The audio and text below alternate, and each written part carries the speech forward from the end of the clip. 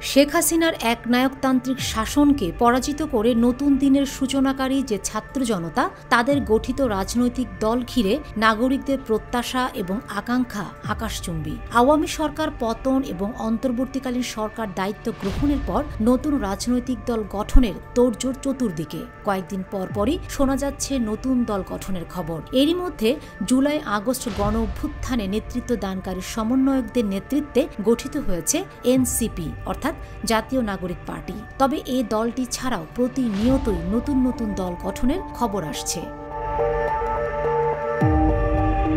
শোনা যাচ্ছে এপ্রিলে দেশের রাজনীতিতে নতুন আরেকটি দল আসছে, যার নেতৃত্বে রয়েছেন ইসলামী ছাত্র শিবিরের সাবেক নেতারা।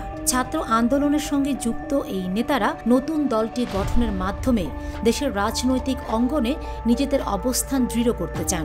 তাদের এই উদ্যোগের কারণ এবং তারা কি উদ্দেশ্যে কাজ করবে তা নিয়েও নানা প্রশ্ন উঠছে। তবে অনেকেই মনে করছেন তারা নিজেদের পরিচয়ে পরিবর্তন আনার চেষ্টা করছে, যা রাজনীতিতে নতুন দৃষ্টিভঙ্গি আনতে পারে।